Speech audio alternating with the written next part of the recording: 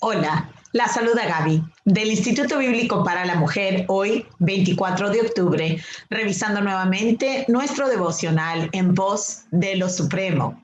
El título de hoy es La perspectiva apropiada y la cita la encontramos en 2 Corintios capítulo 2, versículo 14, donde dice lo siguiente: gracias a Dios, quien siempre nos lleva en triunfo en Cristo Jesús. Oremos. Padre amado, te damos gracias por tu palabra, te damos gracias por tu Espíritu Santo, quien nos lleva continuamente a un conocimiento más profundo de tu amor en Cristo Jesús nuestro Señor. Ayúdanos, Señor, a dejar atrás nuestra naturaleza antigua y a seguirte con toda confianza en que tú harás en nosotros aquella obra que has empezado a través de Cristo Jesús nuestro Señor. Te lo pedimos en su nombre. Amén y amén. Bueno, hoy estamos hablando acerca de tener una perspectiva apropiada, es decir, una perspectiva correcta o celestial. Dice así: la perspectiva apropiada de un siervo de Dios no tan solo ha de aproximarse al punto más elevado, sino que ha de ser la más elevada. Yo creo que lo que el hermano quiere que podamos percibir aquí es que no solamente deberíamos a veces llegar al entendimiento de que nuestra vida debe ser una vida elevada, es decir, una vida superior, una vida espiritual, y que a veces poquito a poco nos llegamos hasta convencer de ese hecho de tal manera que lo podemos expresar con nuestras bocas, más sin embargo no tenemos todavía el compromiso de que no sea solamente una acertación verbal, sino que sea una realidad en nuestras vidas.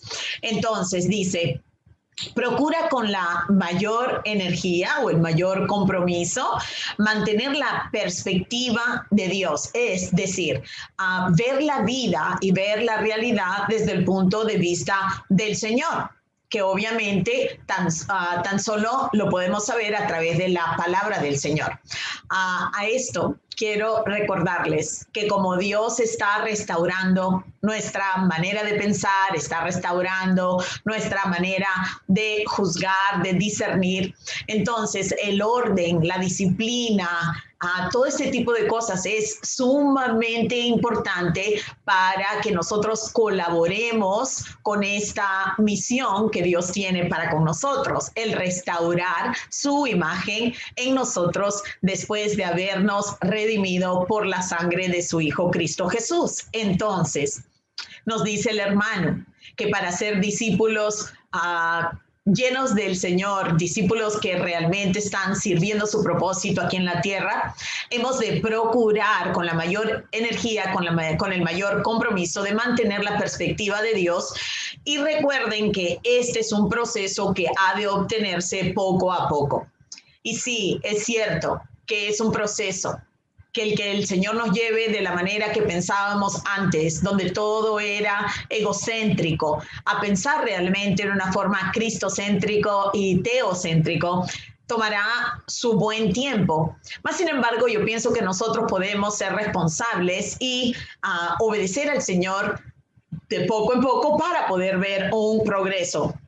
Entonces, este proceso obviamente es poco a poco y día a día, pero lo que debemos hacer es siempre levantar la mirada, no mantener los ojos en una forma horizontal, sino más bien tener nuestra mirada enfocada en lo celestial, porque si no es así, no vamos a avanzar y nosotros mismos vamos a ser la razón por la cual vivimos en una forma como derrotada, como si Dios no fuera a cumplir lo que Él mismo nos ha dicho. Dice: no pienses a un nivel finito. A esto mismo se refiere. No tengamos nuestros pensamientos limitados por la forma que hemos pensado antiguamente en nuestra vieja naturaleza.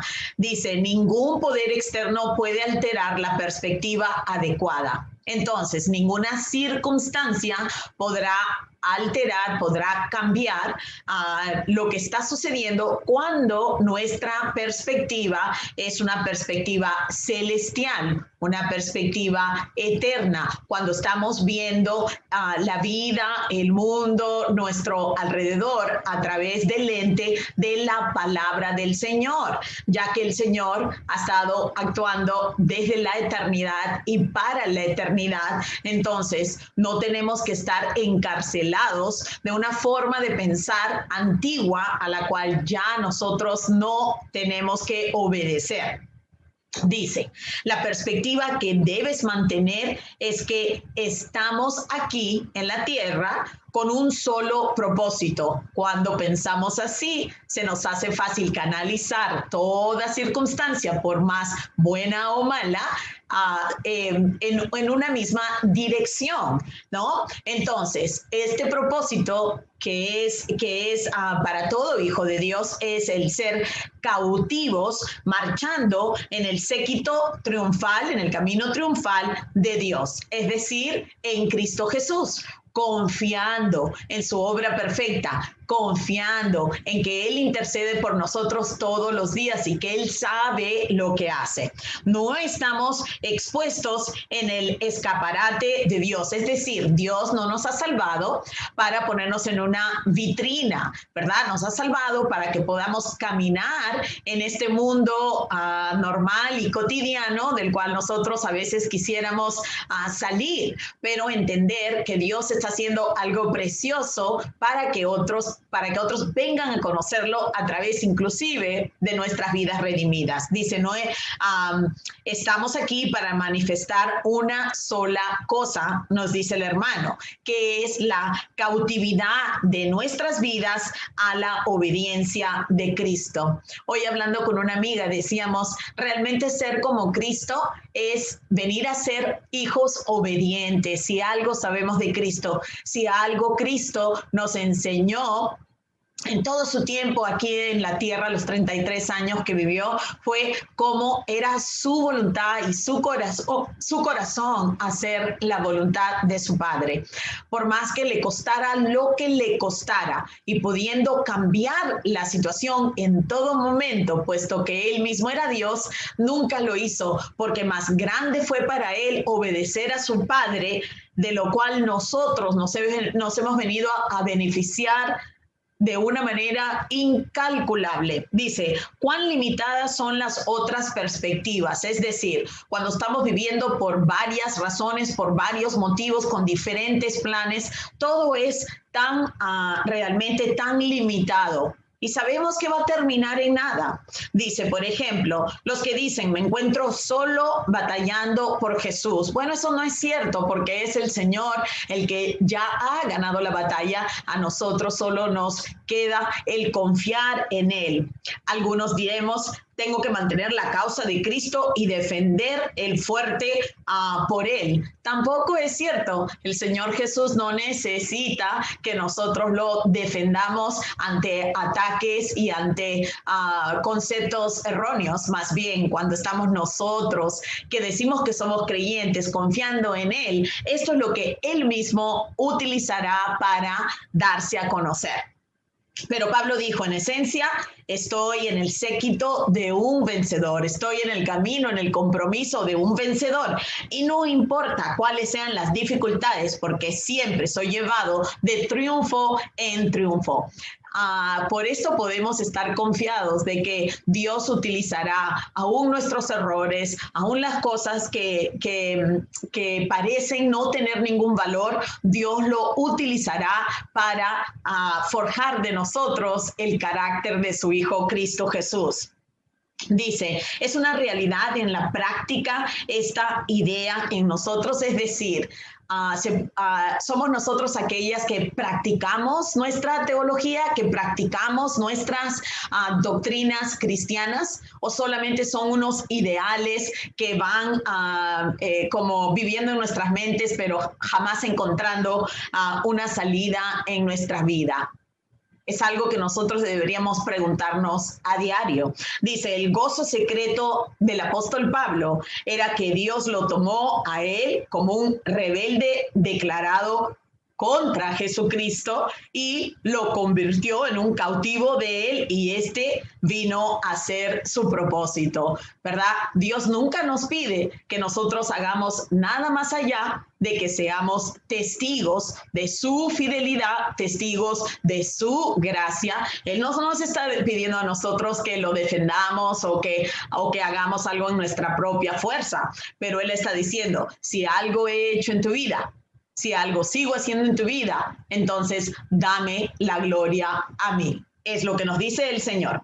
Su satisfacción, hablando del apóstol Pablo, estaba en ser cautivo del Señor, ¿verdad? Por amor a Él, de vivir una vida de agradecimiento hacia aquel quien lo había redimido. Y dice, no tenía ningún otro interés en el cielo ni en la tierra. A veces nosotros decimos que queremos irnos al cielo para encontrarnos con nuestros seres amados que ya han ido por delante de nosotros, y realmente creo que no sabemos lo que estamos diciendo, porque si algo deberíamos anhelar ante todo es poder ver al Señor Jesús sin ninguna interrupción como la que tenemos aquí en la tierra del pecado.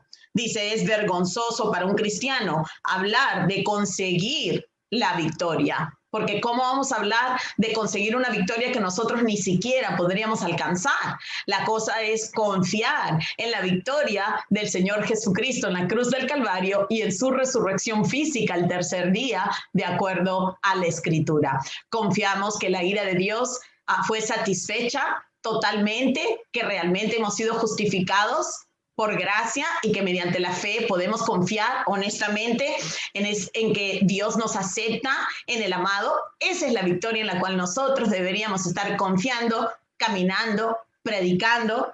Dice, deberíamos pertenecer al vencedor de un modo tan absoluto que sea siempre su victoria y no la nuestra, porque nosotros seremos más que vencedores por medio, y esto es lo importante, venceremos, digamos, perseveraremos hasta el final fieles a Él, porque esto es ser realmente un vencedor, que nunca tiremos la toalla, que pasen los meses, que pasen los años, siempre seremos hallados fieles al Señor, confiando en Él a pesar de las circunstancias, a pesar de lo que oímos en el día a día, a veces en nuestro propio círculo.